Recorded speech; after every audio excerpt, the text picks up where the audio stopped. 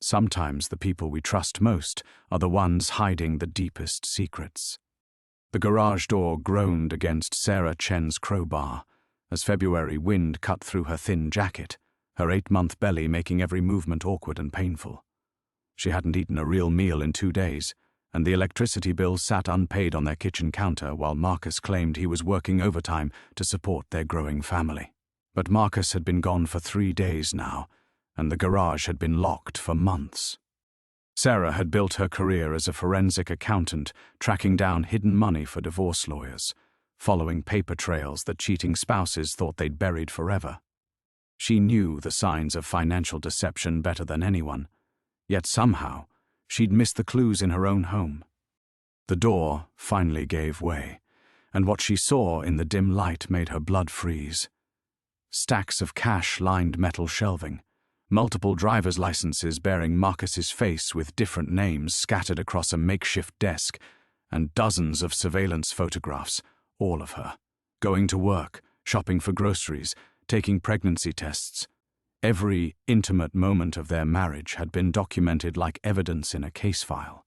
Who was the man whose child she was carrying, and why had he chosen her for this elaborate deception? Before we jump back in, tell us where you're tuning in from, and if this story touches you, make sure you're subscribed, because tomorrow I've saved something extra special for you. Sarah's legs gave out beneath her, and she gripped the doorframe as her mind struggled to process what lay before her. The garage she'd assumed held Christmas decorations and old furniture had been transformed into something that belonged in a crime thriller, not her suburban Denver home. She forced herself to step inside, her pregnant belly brushing against a filing cabinet that definitely hadn't been there when they'd moved in 18 months ago. The space smelled of new electronics and printer ink, not the musty odor of stored belongings she'd expected. Industrial shelving units lined the walls where Marcus's toolbox should have been, each shelf meticulously organized with rubber-banded stacks of 20s, 50s, and 100s. Her forensic training kicked in despite her shock. She pulled out her phone and started photographing everything, muscle memory overriding the trembling in her hands. Document first, process later.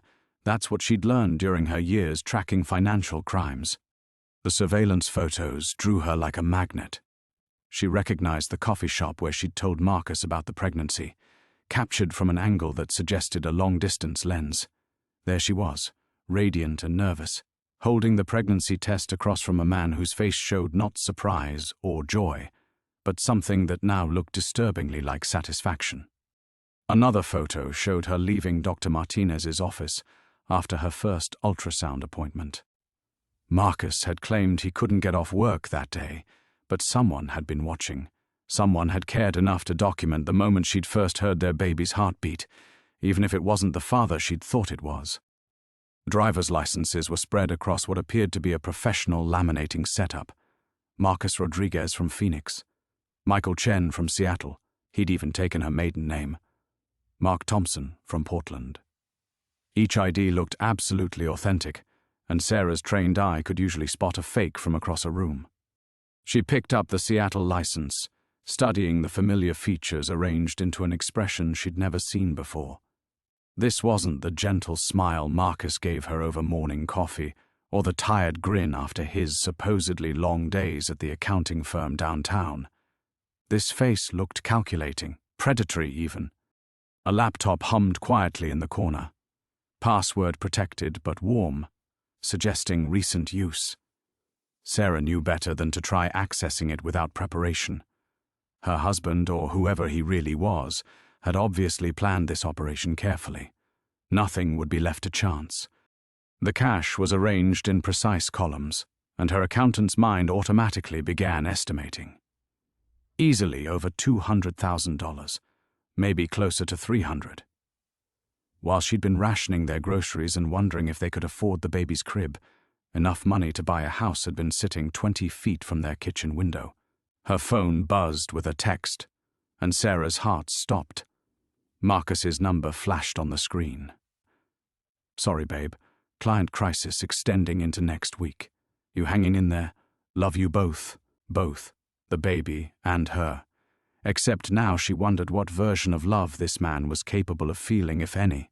Sarah typed back carefully, "We're fine. Miss you."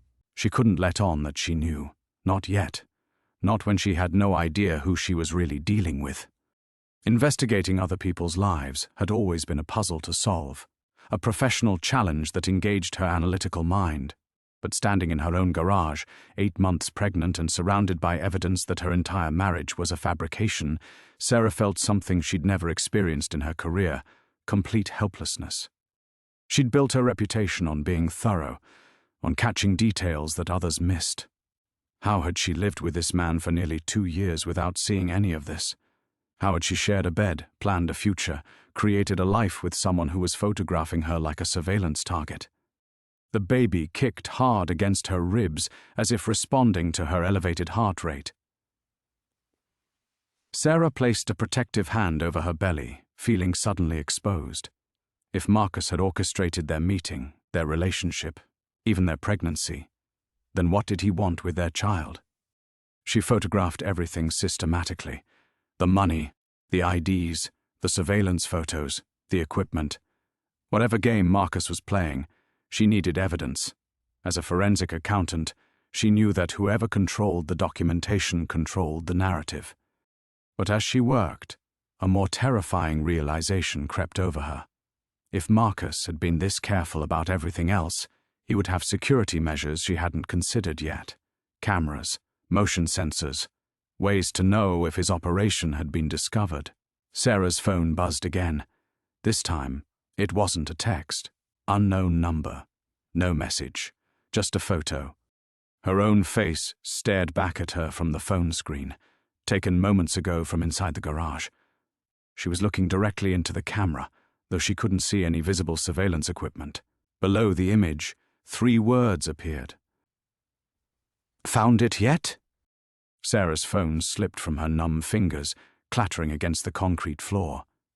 The sound echoed in the garage like a gunshot, and she instinctively stepped backward, her eyes darting across the ceiling and walls, searching for the camera that had captured her just moments before. Every shadow looked suspicious now, every piece of equipment a potential surveillance device. Her breath came in short gasps as the full weight of her situation crashed over her. Marcus knew. He was watching, and somehow, impossibly, he'd been expecting this moment. She bent carefully to retrieve her phone, her pregnant belly making the motion awkward. When she straightened, another message was waiting. "Go inside, Sarah. Make yourself some tea. We need to talk, but not here." The casual use of her name from an unknown number made her skin crawl. How long had he been planning this conversation? How long had he been waiting for her desperation to drive her into his trap?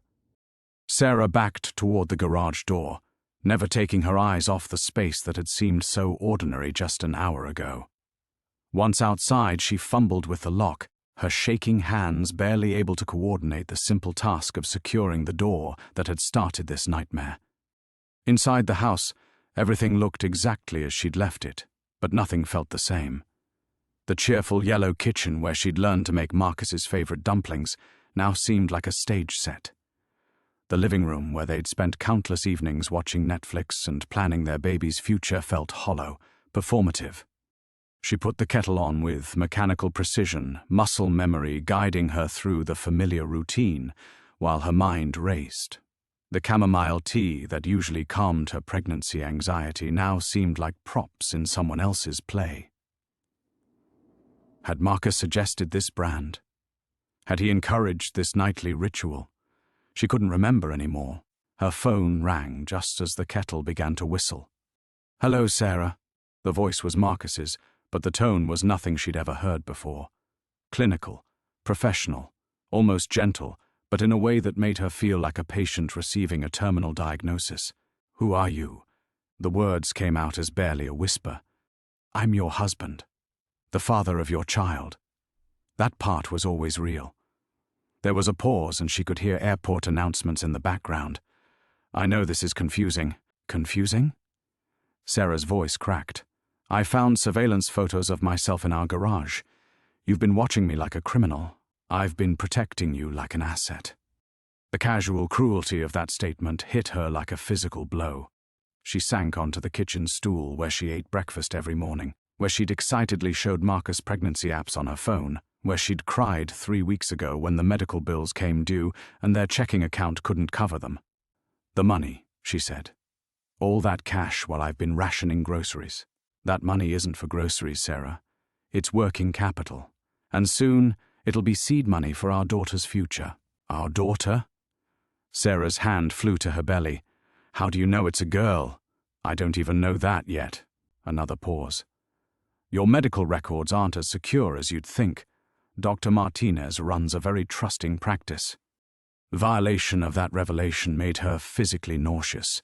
Every appointment, every test, every private conversation with her doctor about her fears and hopes, he'd had access to all of it. The man she'd worried about disappointing, the father she'd imagined holding their baby for the first time, had been monitoring her pregnancy like a business transaction. "What do you want from me?" she asked. "I want what I've always wanted. A normal life.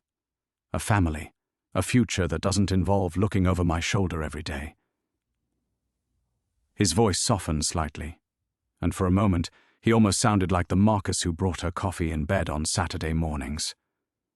"You were never supposed to find out this way." "When was I supposed to find out? After the baby was born? After 10 years of marriage? Never. After it was safe. After I could close this chapter of my life completely." The airport announcements grew louder in the background. "I'm very good at what I do, Sarah, but I'm tired. I want out. You and the baby. You're my exit strategy." The clinical language he used to describe their relationship made her feel like inventory. She thought about their first date, how nervous he'd seemed, how perfectly he'd seemed to understand her dreams of leaving her high-stress forensic work to focus on family. Had any of it been real, or had she been recruited like an employee for a position she'd never known she was applying for? "Where are you?" she asked. "Close enough to keep you safe, far enough away to handle the details." There was a sound like a boarding announcement. "Sarah, I need you to listen carefully. Don't call the police. Don't call your sister. Don't talk to anyone about what you found until I get back. And if I do?" The pause was long enough that she wondered if the call had dropped. When Marcus spoke again, his voice carried a weight that made her blood run cold. "Then you'll discover that the man who's been protecting you is very good at other things too." The line went dead, leaving Sarah staring at her phone in the sudden silence of her kitchen. The casual menace in Marcus's final words echoed in her mind, and she realized she was holding her breath. She forced herself to exhale slowly, her free hand instinctively moving to protect her belly. The tea kettle's whistle had stopped automatically, but steam still rose from the spout like a ghost. Sarah set her phone on the counter with deliberate care, as if it might explode if handled roughly. Everything felt fragile now. The normalcy of her kitchen, the safety of her home, the foundation of her entire life. She moved through the house mechanically, checking locks she'd never worried about before, drawing curtains that had always stayed open. Outside, the December wind rattled the windows of their modest rental, the same wind that had been blowing for weeks. But now every sound felt loaded with threat, every shadow potentially hiding surveillance equipment or worse. In the nursery they'd been preparing together, Sarah stood surrounded by the furniture they'd carefully selected on their tight budget. The crib Marcus had assembled just last week, the changing table he'd surprised her with from a garage sale, claiming he'd found a great deal. Now she wondered if any of their financial struggles had been real, or if the careful budgeting had been another layer of his performance. She picked up the ultrasound photo from the dresser, the one she'd been treasuring as their first family portrait. In it, their daughter appeared to be waving, a tiny hand visible in profile. Sarah had joked that the baby was saying hello. Marcus had suggested she was saying goodbye to her old life. The memory hit her differently now. Had he known something even then that she hadn't understood? Her phone buzzed with a text from her sister Jessica. "How are you feeling? Still having those Braxton Hicks?" Sarah stared at the message for a long time. Jessica lived in Portland, working as a nurse practitioner, calling every few days to check on the pregnancy. She was the only family Sarah had left since their parents died in a car accident 5 years ago. Jessica had been the one to encourage Sarah to take a chance on love again when Marcus came into her life. "Don't call your sister," Marcus had warned. But Jessica was also the one person who had never completely warmed to Marcus. She'd been polite but distant at the wedding, claiming she was just protective. "There's something about him I can't put my finger on," she'd said once. "He's almost too perfect for you." Sarah had dismissed it as overprotectiveness then. Now her sister's instincts seemed prophetic. She started typing, "Jess, I need to tell you something about Marcus." Then she stopped, her thumb hovering over the send button. Marcus's final words replayed in her mind. "Then you'll discover that the man who's been protecting you is very good at other things too." What did that mean exactly? Financial crimes were one thing. Sophisticated, yes, but typically non-violent. But the surveillance photos, the multiple identities, the way he'd known exactly when she'd entered the garage. This felt like something darker, more dangerous. Sarah deleted the message and typed instead, "Fine, just tired. Talk tomorrow." The response came immediately, of course. "Love you both." Both. There was that word again, referring to Sarah and the baby as a unit. Everyone in her life had started doing it, as if her individual identity was already dissolving into motherhood. But when Marcus said it, it sounded like he was inventorying his possessions. She moved to the living room and sank onto the couch, where she and Marcus had spent countless evenings. The couch where he'd proposed, dropping to one knee between the coffee table and the TV, his hands shaking as he opened a ring box. She'd been so touched by his nervousness, so convinced it proved how much the moment meant to him. Now she wondered if his nervousness had come from a different source entirely. The engagement ring caught the lamplight as she twisted it around her finger.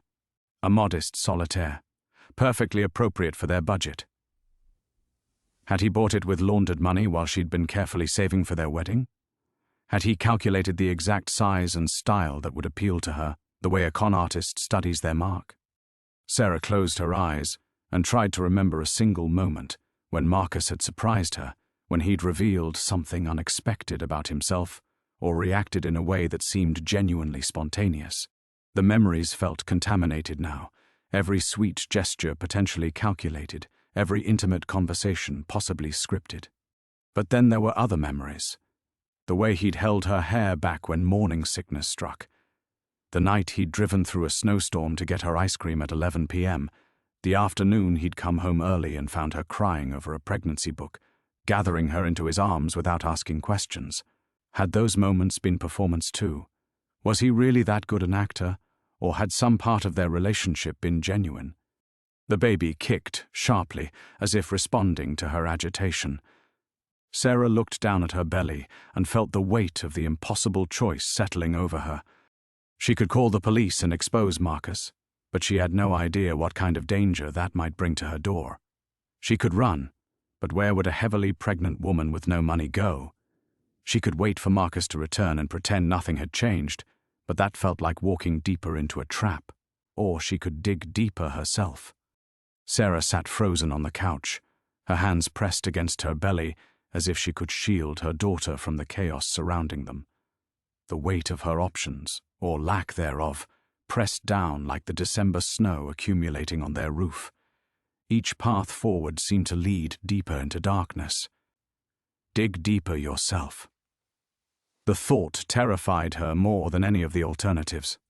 She'd built her career on investigating financial crimes from the safety of a sterile office, armed with subpoenas and legal protections. This wasn't a case file she could close at 5 p.m. and leave at the office. This was her life, her marriage, her child's future, and she was 8 months pregnant, alone, with a man who might be dangerous monitoring her every move. But what choice did she have? The police would want evidence, not just photos of cash and fake IDs. They'd need proof of actual crimes, documentation of money sources, victim statements. Without understanding the scope of Marcus's operation, calling them could be useless at best, catastrophic at worst. What if he had connections inside law enforcement? What if her call triggered something that put her daughter in danger? Running seemed equally impossible. She calculated the contents of their checking account. barely $300 after the latest medical bills. Her credit cards were maxed out from months of carefully hidden expenses that Marcus apparently could have covered with pocket change. Even if she could get to Portland and Jessica, she'd be leading trouble directly to the only family she had left. The baby kicked again, and Sarah felt the familiar tightness of a Braxton Hicks contraction ripple across her abdomen. Her due date was only 4 weeks away. 4 weeks to figure out if she was married to a stranger, if her child was part of some larger plan she couldn't fathom, if the life she'd built was nothing more than an elaborate fiction. She thought about Dr. Martinez, her kind obstetrician who'd been so understanding about their payment plan. Marcus had been accessing her medical records, monitoring the pregnancy like a project manager tracking milestones. Had the doctor known? Was she another unwitting participant in whatever game Marcus was playing? The violation made her feel sick. Every intimate detail of her pregnancy, every fear she'd confessed during appointments, every test result, Marcus had known it all before she'd had the chance to tell him herself. She remembered excitedly calling him after learning the baby was healthy, how touched she'd been by his emotion on the phone. But he'd already known. He'd been acting surprised for her benefit. Sarah stood carefully and walked to the window, peering through a gap in the curtains at the garage. The building looked innocent in the porch light, just another suburban storage space. But it contained enough evidence to destroy her life, or save it, if she could understand what she was really dealing with. The laptop. Marcus had left it running, which meant he either trusted his password protection completely or he wanted her to find something specific. Her forensic training screamed that this was a trap, but desperation was louder than caution. If she could access the computer, she might understand who Marcus really was, what kind of operation he was running, whether her pregnancy was coincidence or design. The surveillance photos suggested he'd been watching her long before they'd officially met. How long? How much of their relationship had been orchestrated?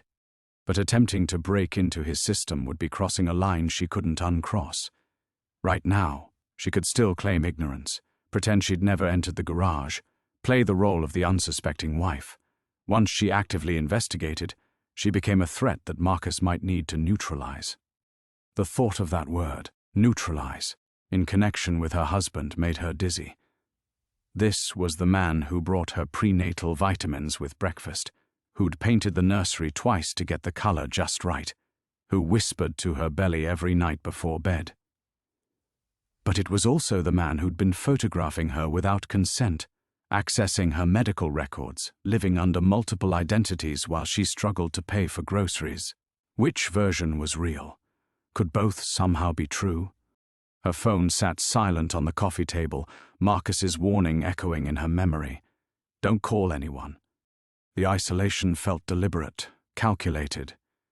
He was giving her time to think, to realize how trapped she was, to understand that cooperation was her safest option. But cooperation with what? What did he ultimately want from her? He'd mentioned their daughter's future, called the baby his exit strategy. Did he plan to disappear with them once the money laundering operation was complete? Start over somewhere new with fresh identities and a ready-made family?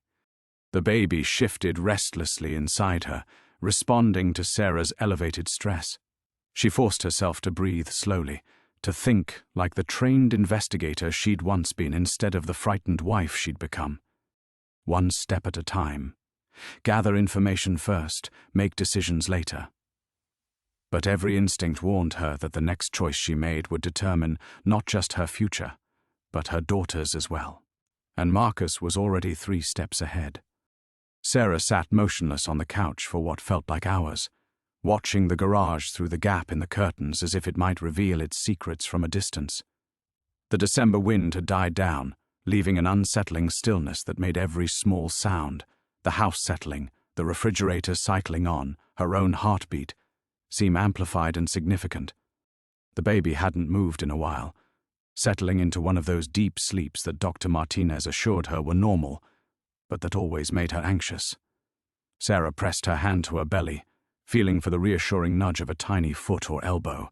When it came, a gentle roll against her ribs, she exhaled a breath she hadn't realized she was holding. My daughter. The possessive felt fierce and protective in a way that surprised her. Whatever else was true, whatever lies had been told or games had been played, this child was hers. Not Marcus's exit strategy, not a prop in someone else's performance. Hers. That realization crystallized something that had been building since she'd first seen those surveillance photos. She couldn't protect her daughter by remaining passive. She couldn't keep them both safe by pretending ignorance or hoping Marcus's intentions were benign. The only way forward was through the truth, no matter how dangerous that truth might be. Sarah stood slowly, her hand braced against the couch arm for support. Her body felt heavy and unwieldy at 8 months pregnant, but her mind was clearer than it had been in hours. She was done being afraid, done being a victim of circumstances she didn't understand. She was going back to the garage. The decision felt like stepping off a cliff, but it also felt like the first genuine choice she'd made since finding that unlocked door. Everything else, calling the police, running to Jessica, waiting for Marcus' return, those were all reactions, responses to someone else's agenda. This was action. Sarah gathered what she'd need: her laptop charger in case Marcus's computer was running low on power, a notebook and pen for documenting whatever she found, her phone for photos. She considered bringing a weapon, a kitchen knife or the baseball bat Marcus kept by the back door, but dismissed the idea. If she was discovered, a knife wouldn't save her. And if she wasn't discovered, she didn't want to escalate the situation by introducing violence. The cold hit her like a wall when she stepped outside. She'd forgotten to grab a coat, but going back felt like losing momentum. Instead, she crossed the small backyard quickly, her breath forming clouds in the frigid air, her steps careful on the patches of ice that had formed since the afternoon. The garage door stood exactly as she'd left it, unlocked but closed.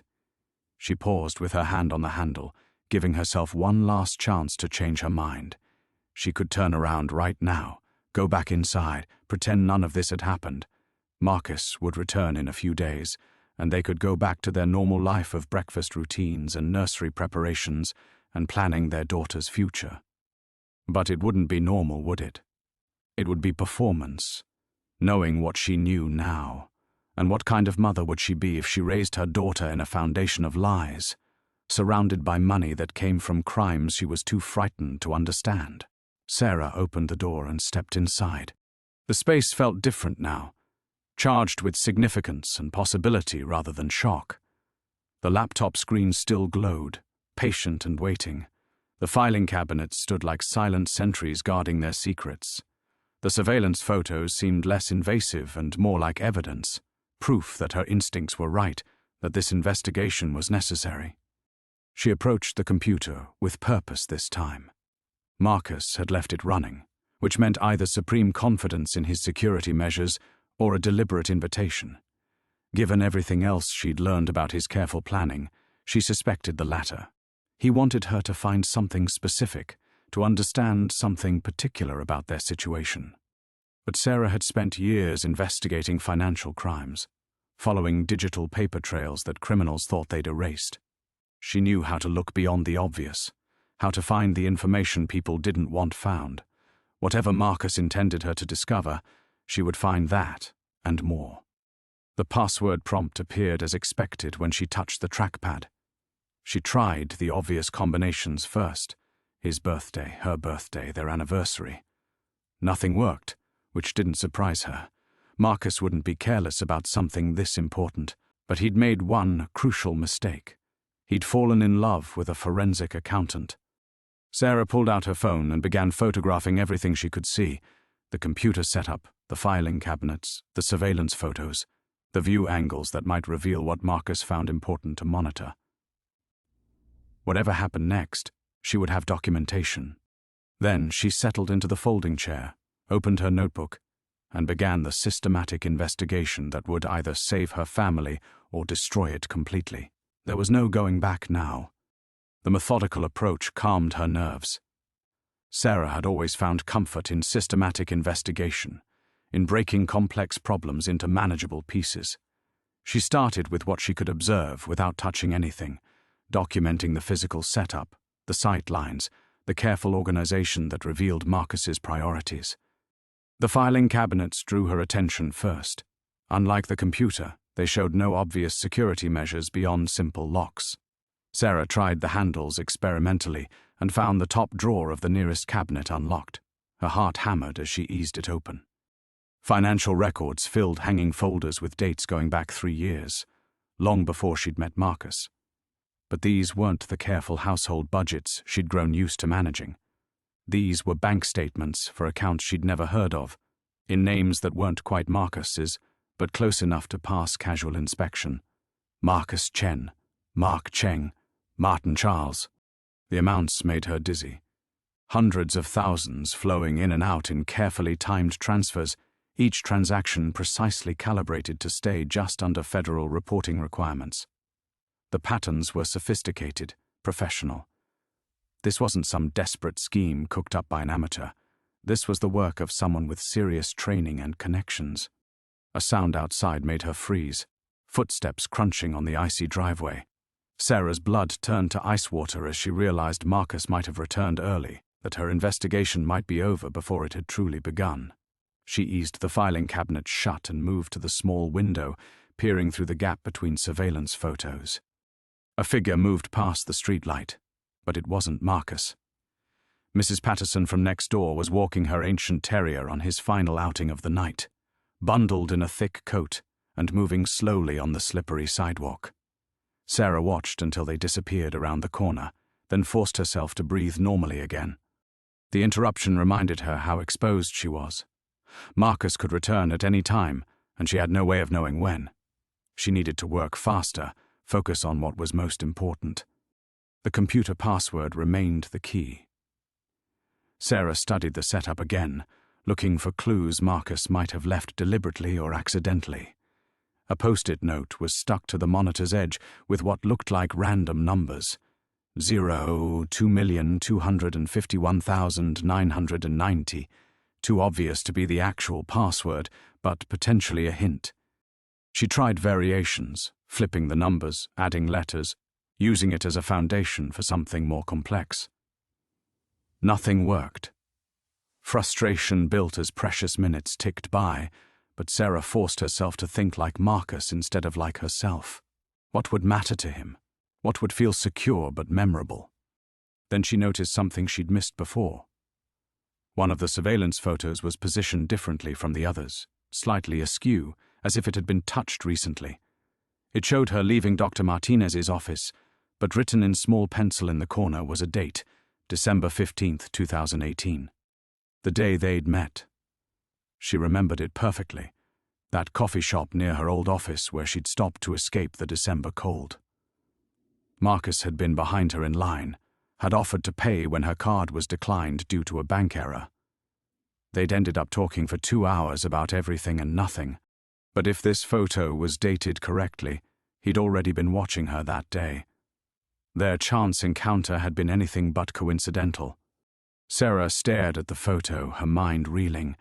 How long had he been planning this? How far back did the surveillance go?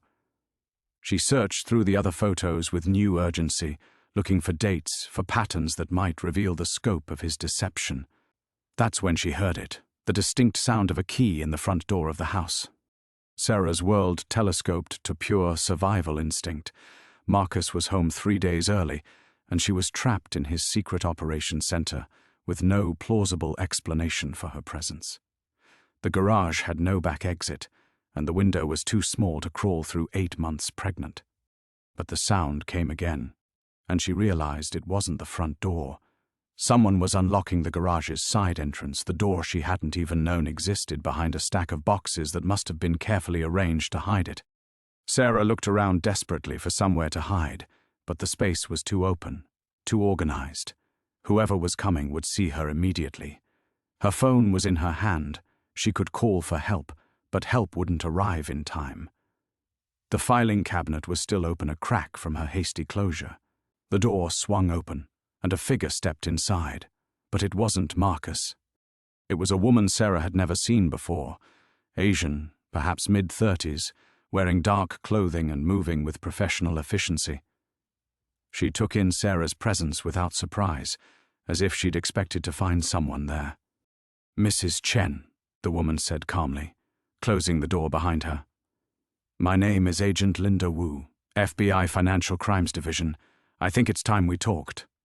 Sarah stared at Agent Wu, her mind struggling to process this new impossibility. FBI. The letters seemed to echo in the small space, transforming everything she thought she understood about her situation. The garage that had felt like Marcus's secret sanctuary suddenly felt like a trap. But who was the intended prey? "Don't move toward any of the equipment," Agent Wu said quietly, her voice carrying the kind of calm authority that came from years of dangerous situations. "And keep your hands where I can see them. I know this is overwhelming, but I need you to stay very still while I explain." "How long have you been watching?" Sarah's voice came out as barely a whisper. The surveillance photos took on new meaning. Had some of them been taken by law enforcement rather than Marcus? Had she been living under federal investigation without knowing it? 3 months. Since we identified your husband's operation as part of a larger trafficking network. Agent Wu moved carefully around the space, her trained eyes cataloging the evidence with professional efficiency. "We've been waiting for the right moment to approach you." "Trafficking?" The word hit Sarah like a physical blow. Money laundering had felt abstractly criminal, something that hurt faceless institutions. But trafficking meant victims, real people whose suffering had funded her comfortable suburban life. What kind of trafficking? The kind that generates enough cash to require sophisticated cleaning operations. Agent Wu's expression remained neutral, but Sarah caught the edge of something harder underneath. "Your husband is very good at what he does, Mrs. Chen. One of the best financial architects we've encountered." Sarah felt the baby shift restlessly. Responding to her spiking stress levels, she pressed her hand to her belly protectively. "My daughter, is she in danger?" "That depends entirely on what you choose to do next." Agent Wu pulled a folding chair from behind one of the filing cabinets. Clearly she'd been here before, and positioned it across from Sarah. "We know Marcus left town yesterday. We know you discovered this space today. What we don't know is whether you're an innocent victim or a willing participant." The accusations stung like ice water.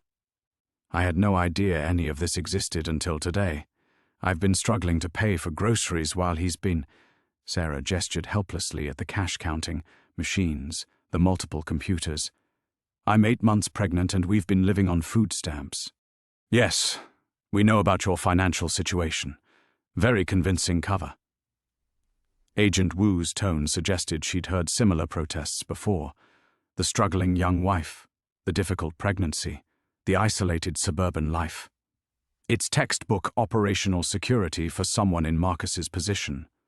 "Cover?" Sarah's voice rose despite her efforts to stay calm. "This is my life. This is real. The pregnancy is real. The bills are real. The fear is real. I believe you." The simple statement seemed to shift something in Agent Wu's demeanor. "But understanding what you've experienced and proving your innocence to a federal prosecutor are different challenges entirely. Right now, you're married to a man who's laundered approximately $4 million through this operation alone. You live in a house purchased with criminal proceeds. Your medical care has been funded by trafficking profits." Each fact landed like a hammer blow. Sarah had been trying to wrap her mind around Marcus's deception, but she hadn't fully considered her own legal exposure. "What are you saying?" "I'm saying that from the Bureau's perspective, you have 2 choices." Agent Wu leaned forward, her expression intense but not unkind. "You can maintain that you knew nothing, hire a lawyer, and hope 12 jurors believe that someone with your forensic accounting background could live with a money laundering operation and remain completely oblivious. Or you can help us finish what you started here tonight." "What I started?" "This investigation. Do you think it's a coincidence that Marcus left his computer running, that the filing cabinets were unlocked, that you found this space exactly when our surveillance indicated you were most likely to act?" Agent Wu gestured toward the laptop screen, still glowing patiently. "He knows we're closing in. This whole setup is an invitation." Sarah felt the walls of the garage pressing in on her. "An invitation to who? Me or you?" "Both," Marcus is preparing to disappear, but he needs something from you first. Something only a forensic accountant could provide. Agent Wu's voice carried a warning now. The question is whether you'll give it to him unknowingly, or whether you'll help us understand what he really wants. The baby kicked hard against Sarah's ribs, as if responding to the tension in the room. She thought about Marcus's strange behavior over the past weeks, his increased attention to her pregnancy, his casual questions about her old work with financial investigations. Had he been preparing her for something? Training her without her knowledge? What happens to my daughter if I help you? The question felt like standing on the edge of a precipice. That depends on how much danger she's already in, Agent Wu said quietly. And right now, Mrs. Chen, I think that's considerably more than you realize. The words hung in the frigid air between them like a death sentence. Sarah felt everything inside her crystallize into a single, terrible moment of clarity. This wasn't just about discovering Marcus's lies anymore. This was about survival, hers and her daughter's, in a world where every choice carried consequences she couldn't fully comprehend. What do you mean? More danger than I realize. Sarah's voice came out steadier than she felt, her forensic training kicking in despite the chaos in her mind. She needed facts, data, something concrete to analyze. Agent Wu reached into her jacket and withdrew a tablet, its screen already glowing with what looked like financial records. 3 days ago, Marcus received a wire transfer for $200,000. The memo line read, "Final payment, package delivery." She turned the screen toward Sarah. The transfer originated from an account we've traced to a human trafficking syndicate operating out of Eastern Europe. Sarah stared at the numbers, her accounting mind automatically processing the transaction details even as her heart hammered against her ribs. The precision of it, the timing, the amount, everything felt calibrated with surgical accuracy. "Package delivery," she whispered. "What kind of package?" "The kind that requires a clean family identity to transport safely. A pregnant woman crossing borders raises fewer questions than a single man, especially a pregnant woman with no criminal record and a background in financial services." Agent Wu's words hit like physical blows. "We believe Marcus has been positioning you as an unwitting courier for the syndicate's highest value assets." The garage seemed to spin around Sarah. She gripped the edge of the folding table to steady herself, her knuckles white against the metal surface. "You're saying he got me pregnant to use me as a mule?" "We're saying the timing is suspicious. Your pregnancy coincided exactly with increased activity in Marcus's laundering network. The syndicate needed someone clean to move certain materials, and suddenly he's married to a forensic accountant with federal security clearance history and no criminal connections." Agent Wu leaned forward. "When is your due date, Mrs. Chen?" "January 15th. The date felt different now, charged with sinister possibility rather than joyful anticipation. The same week, the syndicate has reserved cargo space on 3 different international shipping routes. Private medical transport, all paid in advance, all with documentation for a pregnant passenger and medical escort. Agent Wu swiped to another screen showing shipping manifests and passenger lists. He's been planning this for months. Sarah's hand moved protectively to her belly, where the baby had gone still as if sensing the danger surrounding them both. The careful prenatal appointments, Marcus's insistence on private health care despite their financial struggles, his recent conversations about taking a baby moon trip before the delivery, it all took on horrifying new meaning. "The computer password," she said suddenly, her mind making connections with desperate clarity. "He wants me to access something specific, something I need my financial background to understand." "Exactly." Agent Wu set the tablet aside and focused completely on Sarah. This entire setup, the unlocked garage, the running computer, the obvious evidence, it's bait. Marcus knows we're closing in, so he's accelerating his timeline. He needs you to discover this operation, to feel betrayed and desperate enough to run with him. "But I would never." "You're 8 months pregnant, broke, and just discovered your husband is a criminal. If he comes back tonight with a plausible story and a suitcase full of cash, offering to take you somewhere safe to have your baby. Agent Wu let the scenario hang unfinished. Fear makes people make choices they never thought they would. The truth of it settled over Sarah like ice water. How many times in the past few hours had she thought about running, about escaping, about finding somewhere safe for her daughter? If Marcus walked in right now with explanations that made sense and promises of security, would she have the strength to resist? What do you want me to do? The question felt like signing her own death warrant, but staying passive felt worse. At least action gave her some measure of control. Agent Wu pulled out a small device that looked like a USB drive. We need you to access Marcus's computer and install this. It will copy everything on his system and transmit it to our servers. But more importantly, we need you to understand what he's really planning. Your forensic training might catch things our tech specialists would miss. Sarah stared at the device, understanding that taking it would irrevocably cross a line she could never uncross. No more pretending innocence, no more hoping for simple explanations. This was choosing sides in a war she'd never known she was fighting. If I do this, she said slowly, if I help you, what guarantees do I have that my daughter will be safe?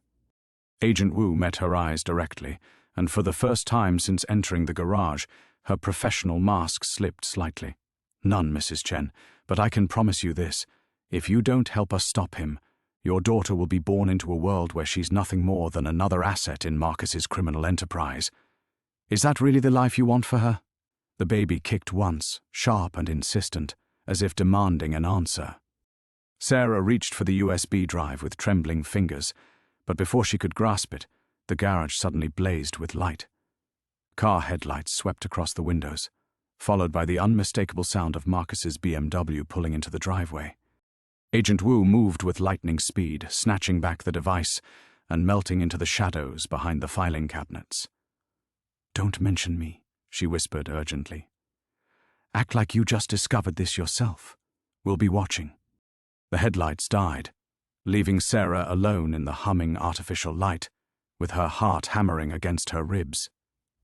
She heard the car door slam, then footsteps crunching across the frozen driveway, footsteps moving directly toward the garage's main entrance.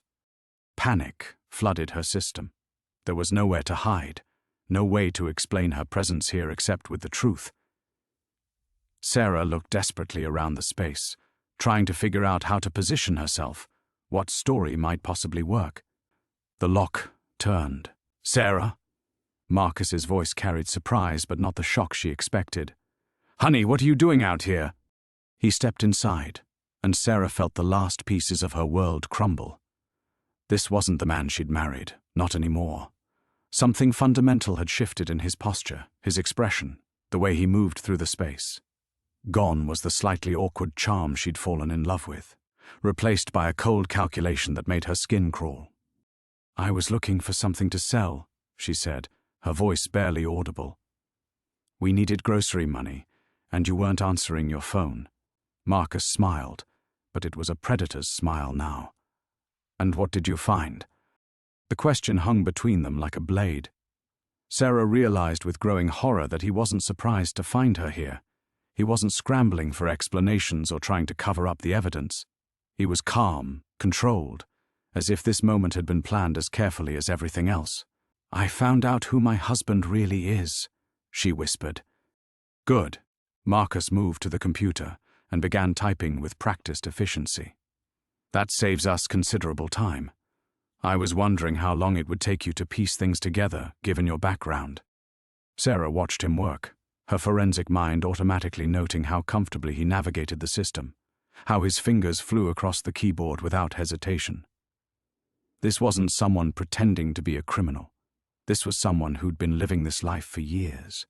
"The pregnancy," she said, the words tearing at her throat. "Did you plan this? Did you get me pregnant on purpose?" Marcus paused in his typing and turned to look at her with something that might have been affection, if affection could exist without warmth. "Sarah, sweetheart, you're thinking too small. I didn't get you pregnant for some criminal scheme. I chose you for the criminal scheme, and the pregnancy was just a bonus complication that worked out beautifully. The casual cruelty of it hit her like a physical blow. She pressed both hands to her belly, where their daughter had been growing for 8 months, fed by money stolen from trafficking victims. "You've been planning this since before we met." "Since before we met," Marcus corrected, making air quotes. "I'd been watching you for 3 months before that coffee shop encounter. Did you really think it was coincidence that your card was declined at exactly the right moment? That I was there with the perfect solution?" Sarah felt something break inside her chest, some last desperate hope that there might be innocent explanations for any of this. 2 years, she breathed. Our entire relationship has been a lie. Not a lie, a long-term investment. Marcus returned to the computer screen where files were downloading with mechanical precision. "You were perfect, Sarah. Clean background, useful skills, naturally trusting. The pregnancy just made you more valuable for certain specialized transportation needs." Through her horror, Sarah's analytical mind caught something crucial. "Were," she said. "You said I was perfect, past tense." Marcus's fingers stilled on the keyboard for just a moment, the first crack in his composed facade. "The FBI found us faster than anticipated. We need to accelerate our timeline significantly." You're coming with me, obviously. Tonight. The baby's viable at this stage, and our clients are very interested in acquiring someone with your particular skill set before the feds can flip you. His tone was matter-of-fact, as if discussing dinner plans. "There's a private medical facility in Romania that specializes in high-risk deliveries for special circumstances." The full scope of Marcus's plan crashed over Sarah like a tidal wave, not just using her as a courier, but selling her entirely. Her and their daughter, both assets to be transferred to the highest bidder. She thought of Agent Wu hidden somewhere in the shadows, of the USB drive that might have been her salvation, now impossibly out of reach. "I won't go," she said, though her voice shook with terror. Marcus finally turned from the computer, and Sarah saw her death warrant written in his eyes. "Sarah, my love," he said softly, "you don't have a choice."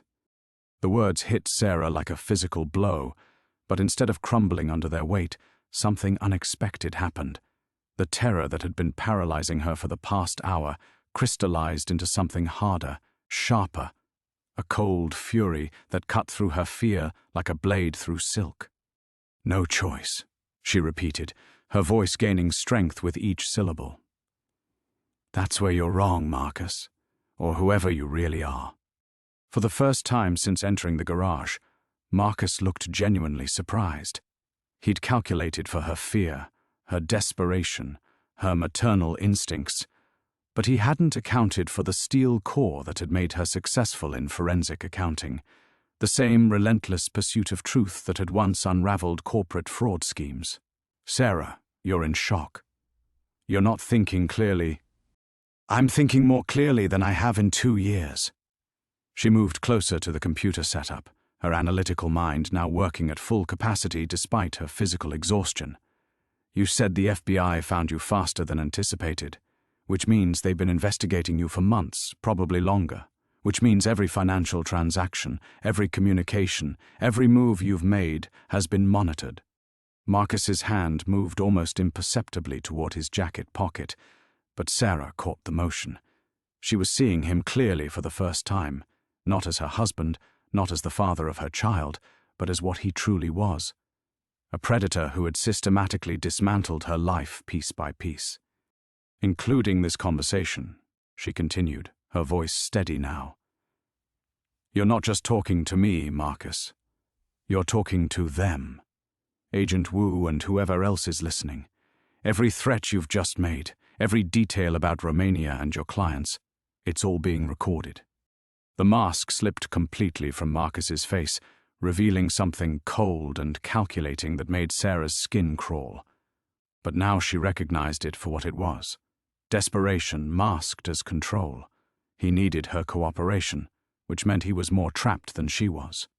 "You think you understand the game you're playing," Marcus said, his voice dropping to a dangerous whisper.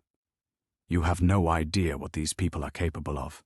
The FBI can't protect you from them. I can't protect you from them if you don't come with me willingly.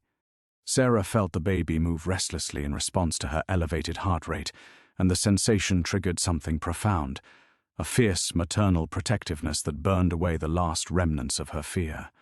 She placed both hands on her belly and looked directly into Marcus's eyes. "You're absolutely right," she said. "I don't understand the game. But I understand numbers, and I understand patterns, and I understand that you've made a critical miscalculation." She moved to the computer terminal, where financial data was still scrolling across multiple screens. Her trained eye immediately began picking apart the information: account numbers, routing codes, transaction timestamps. It was sophisticated, but it followed logical patterns that her forensic background had trained her to recognize. "You built this entire operation around the assumption that I would remain ignorant and compliant," she said, her fingers hovering over the keyboard. "But you gave me access to your system, Marcus. You wanted me to discover this operation, to feel desperate enough to run with you. But you made one fundamental error." Marcus stepped toward her, but Sarah didn't flinch. The fear was still there, but it was background noise now, overwhelmed by the clarity of finally understanding her situation completely. "You forgot that I'm not just a pregnant woman you can manipulate. I'm a forensic accountant who specialized in unraveling exactly this type of financial structure." Her hands moved across the keyboard with practiced precision, navigating through directories and files with increasing speed. "And you just gave me administrative access to your entire network." The computer screens began filling with new information as Sarah's queries executed. Bank records, encrypted communications, transaction logs that painted a detailed picture of Marcus's operation.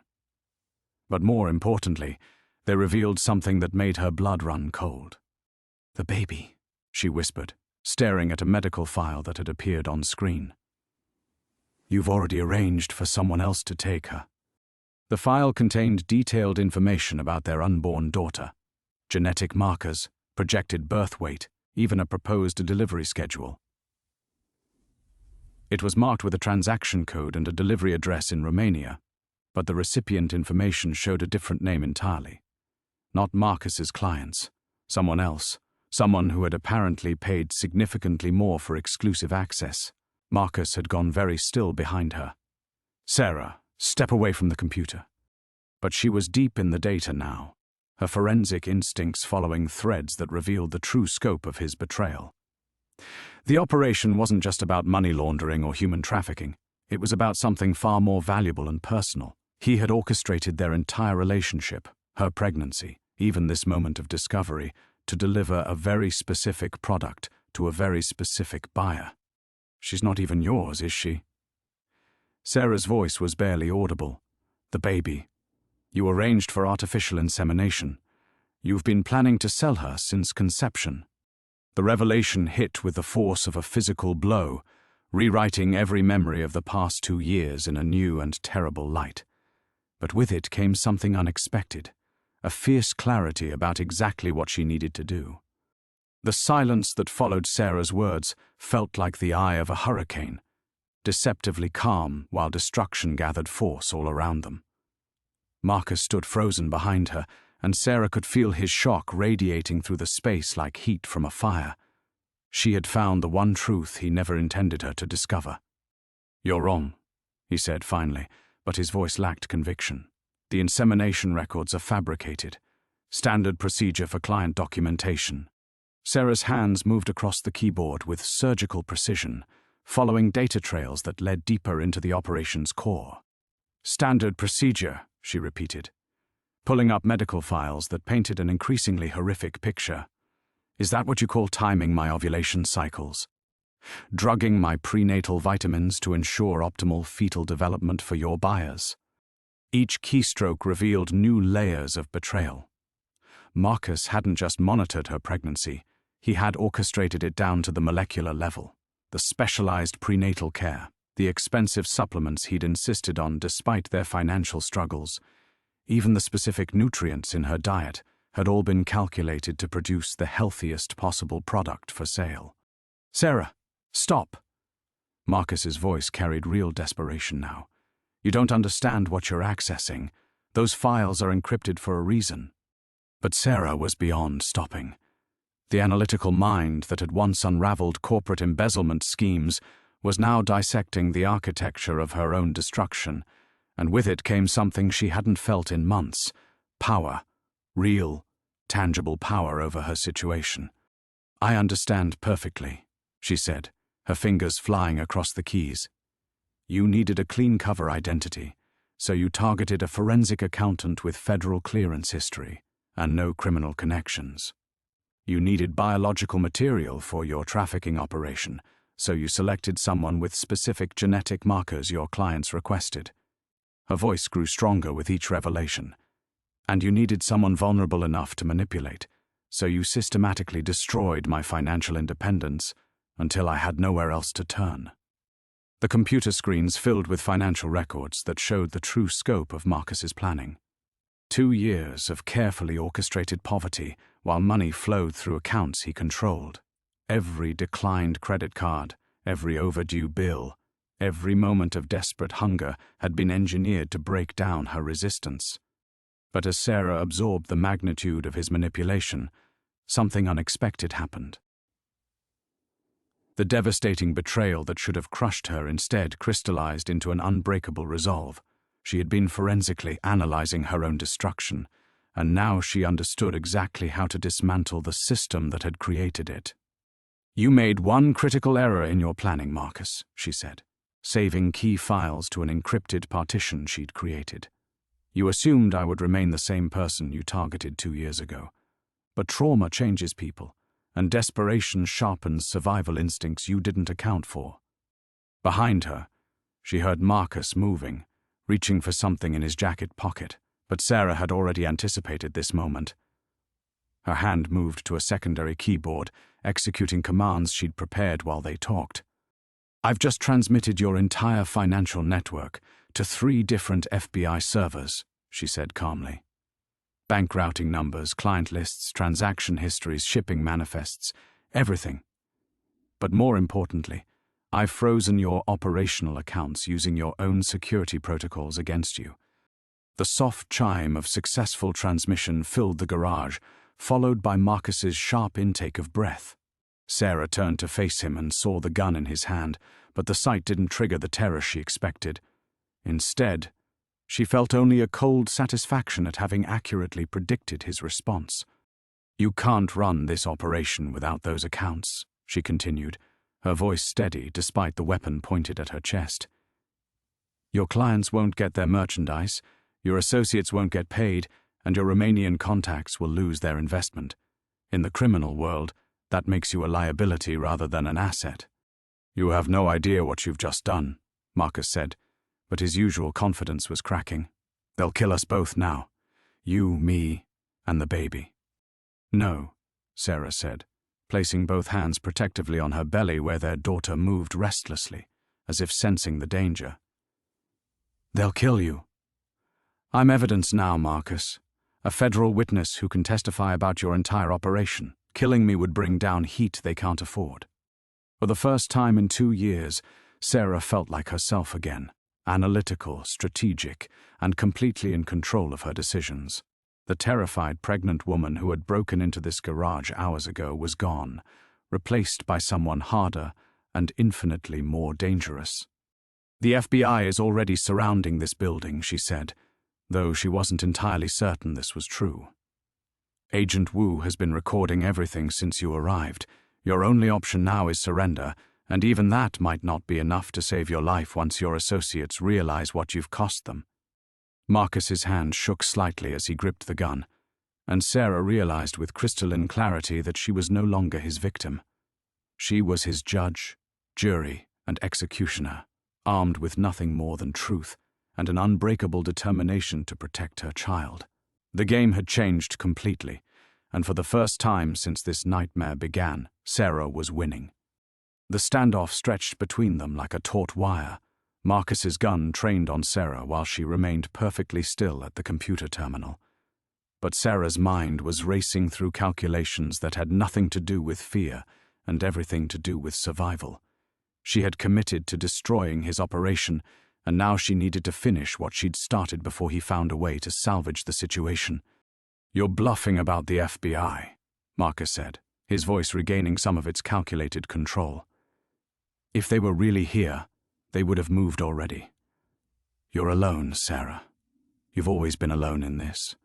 Sarah felt the familiar ache of isolation that had plagued her throughout the pregnancy, but this time she recognized it for what it was, another tool he'd used to manipulate her, the systematic destruction of her friendships, the gradual isolation from her family. Even her professional contacts had been severed one by one until Marcus became her only source of human connection. "Maybe," she said, her hands still poised over the keyboard, "but you're forgetting something crucial about my background, Marcus. I didn't just analyze corporate fraud. I specialized in real-time financial crimes. I know how to trace money while it's still moving." Her fingers moved across the keys with practiced precision, executing commands she'd been formulating while they talked. On the screens around them, transaction logs began updating in real time, showing Marcus's associates attempting to access frozen accounts. Emergency protocols activating as the network Sarah had compromised began cascading failures throughout the larger operation. "Your Romanian contacts are trying to withdraw their funds right now," she continued, watching the data streams with professional satisfaction. "So are your shipping coordinators in Miami, your document forgers in Chicago, and whoever handles your West Coast distribution. They're all discovering simultaneously that their access has been revoked and their transaction histories have been copied to federal servers." Marcus stepped closer, the gun now inches from her head. "Stop it. Reverse what you've done or I'll kill you right here." But Sarah had moved beyond the reach of his threats. She was operating on pure analytical instinct now, the same focused calm that had once allowed her to untangle million-dollar embezzlement schemes, while lawyers and executives screamed around her. The terror was still there, but it was background noise compared to the clarity of finally understanding her situation completely. "You can't kill me, Marcus. Not anymore." She turned to face him directly, her hands protecting her belly. "Because I'm not just a witness now, I'm evidence. This baby you've been planning to sell, she's genetically yours, regardless of how her conception was engineered. Kill me, and you eliminate the one piece of biological evidence that might keep you alive long enough to negotiate with the FBI." The gun trembled slightly in Marcus's grip, and Sarah recognized the exact moment when his criminal pragmatism overrode his rage. She had made herself more valuable alive than dead, but more importantly, she had made him exponentially more vulnerable than he'd ever intended to be. Behind them, the computer systems continued their automated dissolution of his network. Account after account locked down, communication channels severed, carefully constructed identities burning as federal algorithms tore through the digital architecture Marcus had spent years building. Sarah watched the destruction with grim satisfaction, knowing that every deleted file represented another trafficking victim who might be spared, another family who wouldn't be torn apart by his operation. "The consequences of your choices are cascading through your entire network," she said, her voice steady despite her exhaustion. "Your associates are discovering that trusting you with their operational security was a fatal mistake. How long do you think it'll take them to realize that the pregnant wife you used as cover has just destroyed everything they built?" Marcus's face had gone pale, and Sarah could see him calculating the same survival mathematics that had driven her actions. In the criminal ecosystem he inhabited, failure on this scale wasn't just career-ending, it was a death sentence. The sophisticated operation that had seemed so untouchable an hour ago was now a liability that would need to be eliminated completely. "They'll come for both of us," Marcus said, but his voice lacked conviction. "They'll come for you," Sarah corrected. "I'm a federal asset now." "But you? You're the architect of the failure that cost them everything. You're the one who underestimated a pregnant woman badly enough to give her administrative access to your entire network." The sound of distant sirens began filtering through the garage walls, whether real or imagined. Sarah couldn't tell, but Marcus's reaction suggested they were genuine. His careful composure was finally cracking completely, revealing the desperation he'd been hiding behind calculated charm for 2 years. Sarah felt her daughter moving restlessly inside her, responding to the stress hormones flooding her system.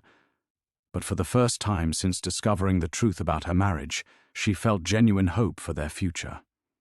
The final confrontation was coming, and she was no longer the helpless victim Marcus had spent 2 years creating. She was something far more dangerous, a woman with nothing left to lose and everything to fight for.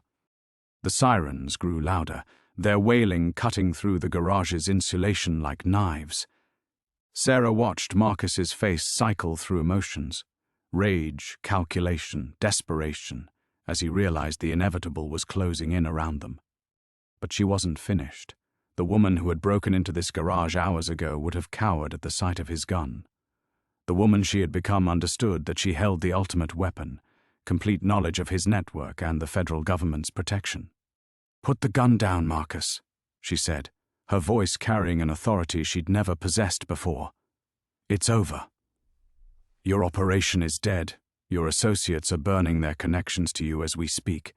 And in about 3 minutes, this building will be surrounded by federal agents who already have enough evidence to put you away for life."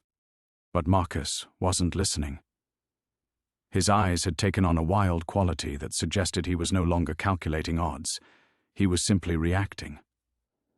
Sarah recognized the look from her forensic accounting days, the moment when white-collar criminals realized their carefully constructed worlds were collapsing beyond repair. It was the most dangerous moment, when rational self-interest gave way to desperate action. "You think you've won," he said, raising the gun with both hands now. "But you don't understand what happens to federal witnesses in my world. The FBI can't protect you forever. There will always be another opportunity, another moment when your guard is down." Sarah felt the baby kick forcefully against her ribs, as if responding to the threat in the room. The sensation triggered something primal and unbreakable, a maternal fury that burned away her remaining fear. She had spent 2 years being Marcus's victim, but she would not let her daughter inherit that legacy. "You're absolutely right," she said, stepping away from the computer terminal despite the gun trained on her chest. "I don't understand your world, but I understand mine now, and I understand what you never anticipated."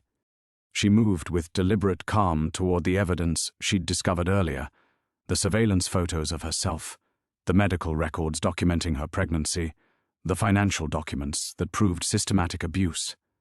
Her hands gathered the physical proof of his crimes while she spoke, each piece of evidence another nail in his conviction. "You spent 2 years studying me like a lab specimen, documenting my routines, my vulnerabilities, my breaking points. You knew exactly how to manipulate a struggling forensic accountant into becoming the perfect cover for your operation." Sarah's voice grew stronger with each word. "But you never considered what would happen if that same analytical mind was turned against you with nothing left to lose."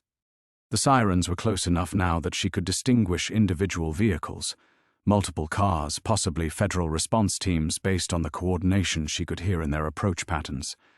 Marcus's window for escape was closing rapidly, but his grip on the gun remained steady. Sarah realized with crystalline clarity that he was no longer planning to run. He was planning to eliminate the evidence that could destroy him, starting with her.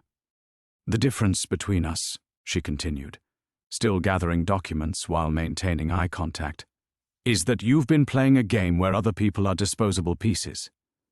But I'm playing for something you've never had to protect. My daughter's future. And that makes me infinitely more dangerous than you calculated." Marcus's finger moved to the trigger, and time seemed to slow around them. But instead of the paralyzing terror she expected, Sarah felt only a fierce determination to use every second she had left. Her hand found the emergency transmit button she'd configured on Marcus's own communication system, a direct line to his criminal associates that would broadcast their exact location along with incriminating audio. "You want to know what I discovered in your files, Marcus?" she said, her thumb hovering over the button. "Your Romanian buyers paid double the agreed price for this baby because she's not just any trafficked child. She's genetically designed to be the perfect organ donor for their client's daughter. That's why you needed such specific medical monitoring. That's why every vitamin, every doctor's visit, every aspect of my pregnancy was orchestrated for optimal fetal development. The revelation hung in the air between them like a physical presence. Sarah watched Marcus's face confirm what the encrypted medical files had suggested. Their daughter hadn't just been sold as a trafficking victim, but as a source of replacement organs for another child. The systematic care of her pregnancy, the expensive supplements, even the specialized prenatal monitoring, had all been calculated to produce the healthiest possible harvest. Your associates don't know about that private arrangement, do they? Sarah pressed the button, opening the communication channel to Marcus's network. They think they're trafficking a living child, not delivering raw biological material to a Romanian medical facility. The betrayal within betrayal was now broadcasting to every criminal contact in Marcus's network, associates who had trusted him with their operational security, only to discover he'd been running unauthorized side deals that could expose them all to charges of conspiracy to commit murder. Everything Marcus had built was burning, and Sarah held the match. The gun fired. Sarah felt the bullet tear past her shoulder as she dove behind the bank of computer equipment, the deafening crack echoing through the garage like thunder. But even as she hit the concrete floor, she kept her thumb pressed on the transmission button, ensuring Marcus's panicked voice was broadcasting live to his criminal network. "You stupid bitch!" Marcus screamed, his calculated composure finally shattered completely. "Do you have any idea what you've done? They'll gut us both for this." Sarah pressed herself against the servers, feeling her daughter's frantic movements as adrenaline flooded her system. The baby was responding to her racing heartbeat, and for a terrifying moment, Sarah worried the stress might trigger premature labor. But there was no time for fear now, only survival. The communication channel crackled with incoming responses as Marcus's associates began reacting to the broadcast revelation. Voices in different languages, all carrying the same tone of murderous rage as they realized the scope of Marcus's deception. Sarah had turned his own network into a weapon against him, and the blade was cutting deep. "Marcus, what the fuck is happening?" The voice belonged to someone with a thick Chicago accent, probably the document forger she'd identified in the financial records. "FBI just hit our warehouse. Everything's burned, man. Everything." Marcus fired again, the bullet splintering the concrete inches from Sarah's head, but his hand was shaking now, desperation making him sloppy. The professional killer who had orchestrated her systematic destruction was crumbling under pressure, while she, 8 months pregnant and supposedly helpless, was thinking 3 moves ahead. "The Romanian deal is off," another voice crackled through the speakers, this one heavily accented. "You promised us healthy trafficking victim, not organ harvesting operation. This brings heat we cannot afford. You are dead to us, Marcus. Literally." Sarah heard Marcus curse in what sounded like multiple languages as his carefully constructed criminal relationships disintegrated in real time. But she also heard something else, the distinct sound of vehicles surrounding the building, doors slamming, tactical teams taking positions. The FBI had finally arrived. Moving with desperate speed, Marcus appeared around the edge of the server bank, gun raised. But Sarah was ready. Her hand found the main power switch for his entire computer network, and she yanked it down with all her strength. The garage plunged into darkness as every screen died simultaneously, taking with it the last traces of data Marcus might have used to rebuild his operation. "Federal agents, drop your weapon." The shout came from multiple directions as tactical lights pierced the darkness, creating a disorienting maze of shadows and blazing illumination. Sarah saw Marcus spinning wildly, trying to track the voices while keeping his gun trained in her direction. But she could see what he couldn't. Laser sights from at least 3 different positions, all centered on his chest. "It's over, Marcus," Sarah called out, her voice steady despite the chaos around them. "Your network is destroyed. Your associates want you dead, and the FBI has everything they need to convict you. The only question now is whether you die here or in federal prison." For a moment that stretched into eternity, Marcus stood frozen in the crosshairs of federal weapons, his own gun still pointed toward Sarah's hiding place. She could see him calculating one final time, weighing his options in the methodical way that had made him so dangerous. But there were no more moves left to make. "She's pregnant," Marcus suddenly screamed, swinging his weapon toward Sarah. "If you shoot, you might hit the baby." It was his last card, the final manipulation in a game built on exploiting others' humanity. But Sarah had moved beyond his reach. Rising from behind the servers with her hands protecting her belly, she walked directly into the tactical lights, making herself clearly visible to the federal agents. "I'm Sarah Chen," she announced, her voice carrying absolute authority. "I'm the federal witness Agent Wu has been coordinating with. The armed suspect is Marcus Chen, and he just attempted to murder both me and my unborn child. The lie about Agent Wu was perfect. Specific enough to sound credible, vague enough that any confusion could be sorted out later. What mattered was establishing her protected status before Marcus could spin the situation." Marcus's face contorted with rage as he realized his final gambit had failed. The agents could now distinguish clearly between victim and perpetrator, federal asset and criminal threat. His human shield had become his prosecutor. "You destroyed everything," he whispered, the gun wavering in his grip. 2 years of work, millions of dollars, relationships that took decades to build. You burned it all." "Yes," Sarah said simply. "I did." The tactical lights illuminated the moment Marcus made his final choice, raising his weapon one last time, not toward Sarah, but toward the agents who had him surrounded. The response was immediate and decisive. Sarah closed her eyes and held her daughter close, as the confrontation that had defined her nightmare finally came to its inevitable end. When the gunfire stopped, she was free.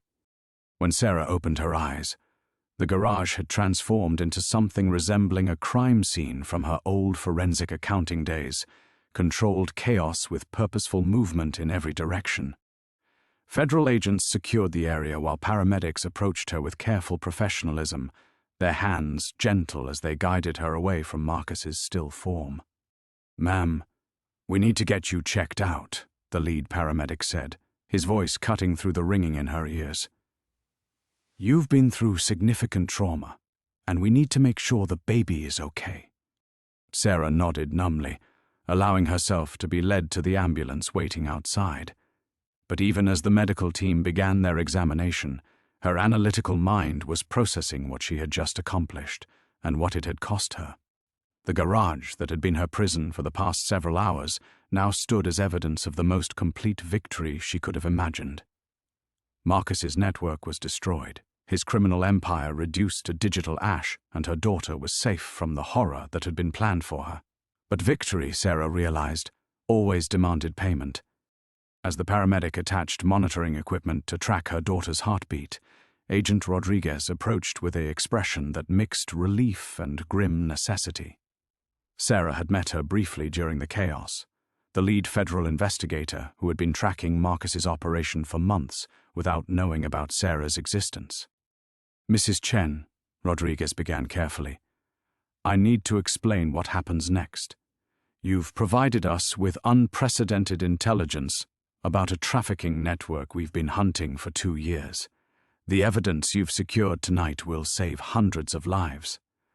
But that level of cooperation comes with consequences." Sarah understood before the agent finished speaking.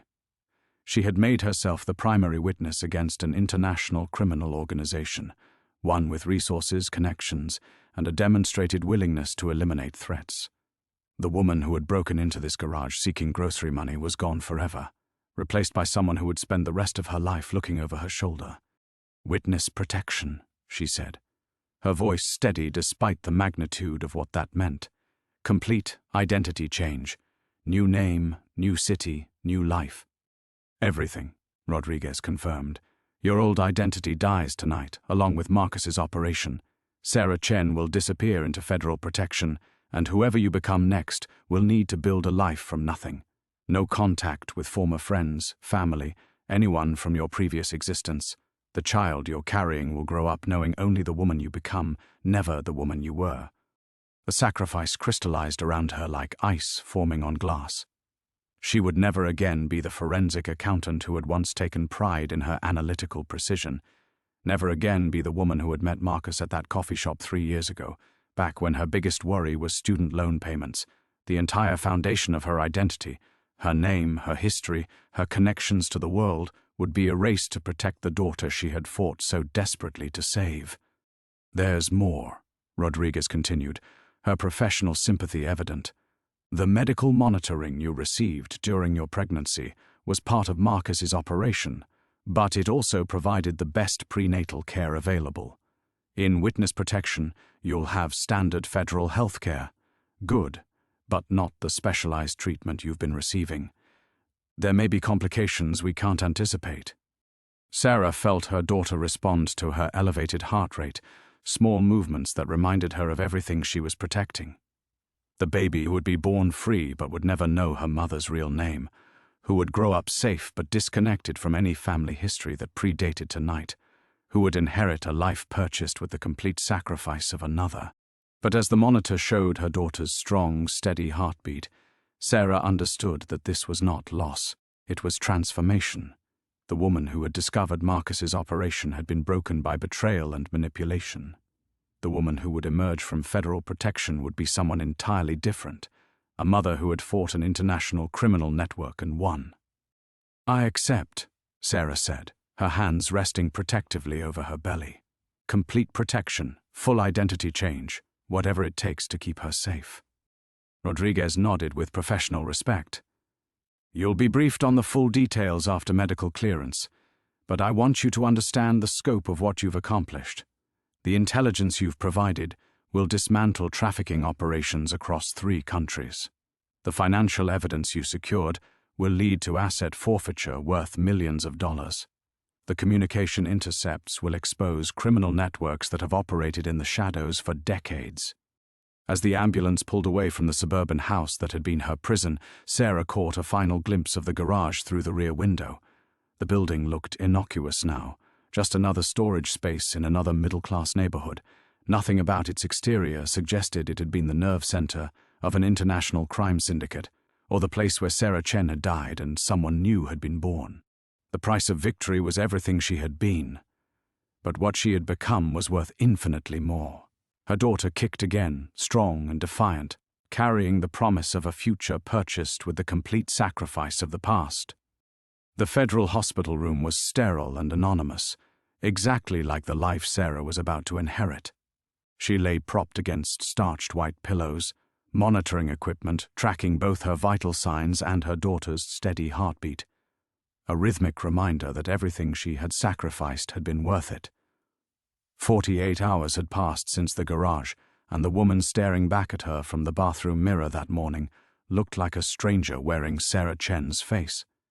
Agent Rodriguez sat in the uncomfortable visitor's chair, a stack of documents that would legally erase Sarah's existence spread across the rolling bedside table. Birth certificates, social security cards, driver's licenses, all bearing names Sarah was still learning to recognize as her own. The federal bureaucracy of disappearing was surprisingly thorough. "Rebecca Martinez," Rodriguez said, sliding the primary identification across the white hospital blanket. "Divorced mother, relocated from Phoenix after domestic violence situation. It explains why you have no local connections, why you're starting over with nothing, why you might seem cautious around strangers." Sarah, Rebecca now, picked up the driver's license and studied the familiar photo attached to an unfamiliar name. The woman in the picture looked tired, which was authentic enough. Everything else was carefully constructed fiction designed to hide the truth that she had destroyed an international criminal network. "The backstory is simple because simple stories are harder to contradict," Rodriguez continued. "You worked administrative jobs, nothing that would require verification from employers who might not exist. Your pregnancy is the result of a marriage that ended badly, which explains why you're raising the child alone. Clean, believable, forgettable. Forgettable." The word struck Sarah with unexpected force. After spending 2 years being systematically erased by Marcus's manipulation, she was now voluntarily completing the process. The last traces of her authentic self were being buried beneath federal documentation, ensuring that Sarah Chen would exist only in classified files. But as her daughter shifted against her ribs, she realized forgettable meant safe. Anonymous meant protected. The child who would be born in 3 weeks would never know the terror of being hunted by Romanian traffickers or the horror of discovering her own father had sold her before birth. She would grow up as Rebecca Martinez's daughter, carrying none of the genetic legacy of Marcus's crimes. "What about the money?" Sarah asked, thinking of the $200,000 in cash that had started this nightmare when she'd first broken into the garage, seeking something to sell for groceries. "Asset forfeiture," Rodriguez explained. "Everything Marcus owned is being seized as proceeds from criminal activity. The house, the cars, the cash, all of it becomes federal property. Rebecca Martinez will start with standard witness protection funding, enough for a security deposit and first month's rent somewhere, basic necessities until you can establish legitimate income." Poor again. The irony wasn't lost on her. She had solved her financial desperation by uncovering her husband's criminal fortune, only to lose everything in the process of exposing him. But this time, poverty would be honest. This time, she would build something real instead of living off blood money. Dr. Harrison knocked once before entering, carrying Sarah's latest ultrasound results. The obstetrician had been briefed on the security situation, but not the details. She knew only that her patient was entering witness protection and would need to transfer care after delivery. "Everything looks excellent," Dr. Harrison announced, her professional warmth cutting through the federal sterility of the conversation. "Baby's growth is perfect, positioning is ideal, and all indicators suggest a healthy delivery. Whatever prenatal care you received before, it was exceptional." Sarah felt the bitter irony of Marcus's medical monitoring. Even his crimes against her had been executed with meticulous attention to her well-being, not because he cared about her health, but because damaged goods would have reduced his profit margin. The specialized vitamins, the expensive ultrasounds, the careful tracking of every aspect of her pregnancy had all been calculated to produce the highest quality product for his buyers. But those calculations had also given her daughter the best possible start in life. The child she was protecting had benefited from medical care Sarah could never have afforded legitimately, creating something positive from the machinery of exploitation. "After delivery, you'll be transferred to a safe house in your relocation city," Rodriguez said after Dr. Harrison left. 6 weeks of recovery time while final arrangements are completed, then you're on your own. New life, clean slate, complete freedom from your past. Complete freedom. The phrase should have felt liberating, but Sarah understood it was also complete isolation. She would raise her daughter without family history, without shared memories, without any connection to the woman she had been before Marcus. The price of safety was absolute loneliness. Her phone, a new device with a temporary number that would be disconnected after relocation, buzzed with a text message. Agent Wu, providing the final update on the criminal investigation. Network dismantled. Arrests across 3 countries. Your testimony won't be needed. The evidence speaks for itself. You saved hundreds of lives, Sarah. Never doubt that. Sarah read the message twice before deleting it forever, then powered off the phone that connected her to her old identity. When she turned on the next one, she would be Rebecca Martinez completely. Her daughter kicked against her ribs, strong and impatient, ready to enter a world that would never know what her mother had sacrificed to make it safe. Sarah held her 3-week-old daughter against her chest as the taxi pulled away from the safe house, watching the only home Elena had ever known disappear behind them. The baby's weight felt substantial and real in her arms, 7 pounds, 2 ounces of pure possibility, untouched by the darkness that had preceded her birth. "Welcome to Portland, Rebecca," the relocation specialist had said that morning, handing over the keys to a small apartment in southeast Portland that would serve as their new beginning. Rebecca Martinez. After 6 weeks of practice, the name finally felt like it belonged to her instead of floating around her like an ill-fitting costume. The apartment was modest, a 1-bedroom unit in a converted house, with hardwood floors worn smooth by previous tenants and windows that faced east toward Mount Hood. It came furnished with the basics: a bed, a small dining table, a couch that had seen better decades, But standing in the living room with Elena sleeping in her carrier, Sarah felt something she hadn't experienced in years: genuine possibility.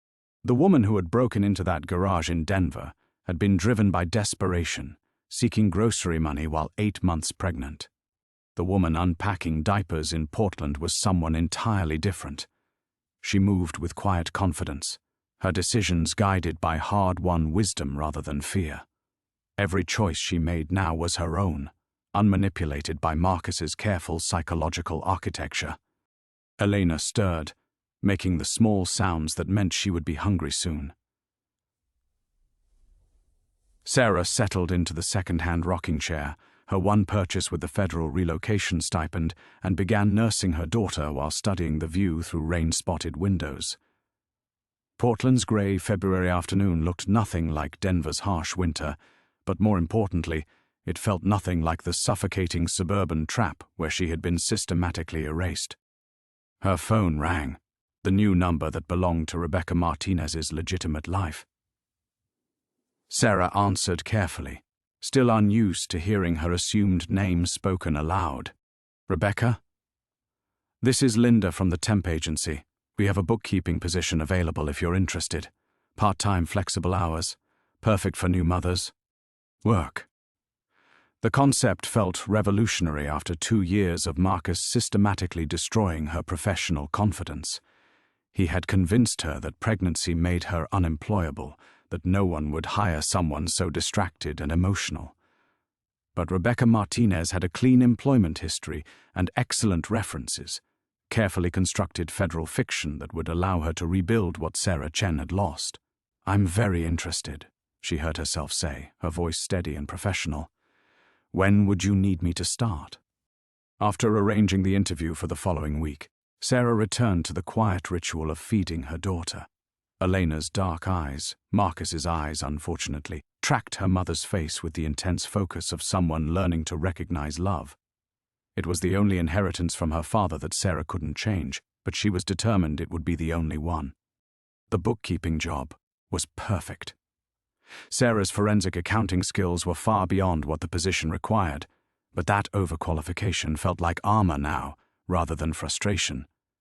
She could perform the work flawlessly while protecting her true capabilities, building a sustainable life without revealing the analytical precision that had once made her valuable to Marcus's operation. Evening fell early in Portland's winter, and Sarah found herself drawn to the kitchen window that overlooked her new neighborhood. Children played on the sidewalk under streetlights, their parents chatting on front porches despite the drizzle. Normal families living normal lives, unburdened by the weight of international criminal networks or federal protection protocols. Elena had fallen asleep against her shoulder, tiny fingers curled around Sarah's shirt with unconscious trust. This was what victory looked like, not dramatic confrontations or federal raids, but quiet moments in anonymous apartments where no one was watching, calculating, or planning to exploit her love for her child. Sarah's reflection in the rain-streaked window showed a woman who looked familiar, but fundamentally changed. The same face, but with different eyes, harder, more knowing, but somehow more peaceful. The woman staring back at her had learned the difference between isolation and independence, between being hidden and being free.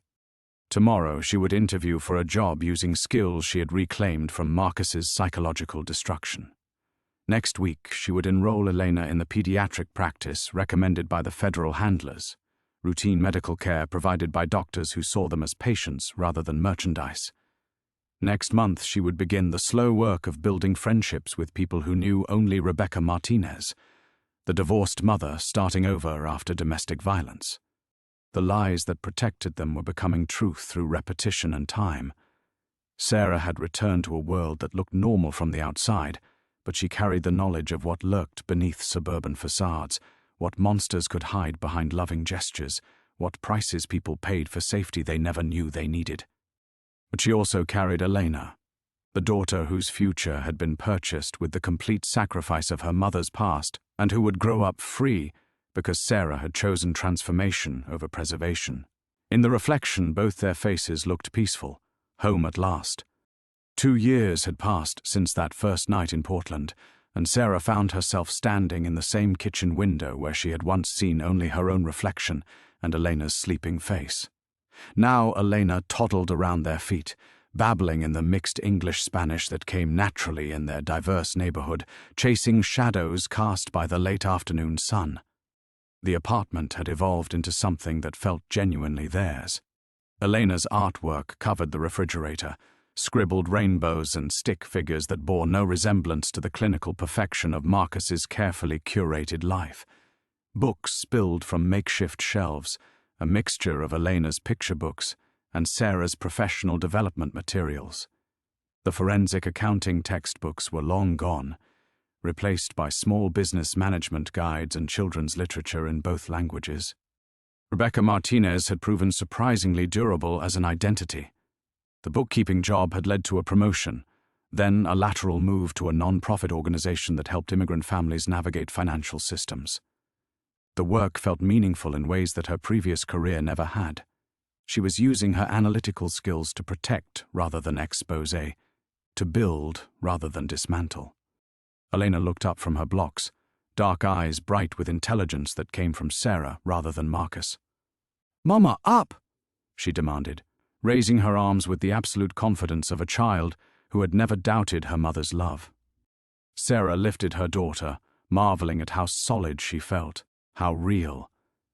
Elena would turn 2 next month, and every milestone felt like a small victory over the future Marcus had planned for her.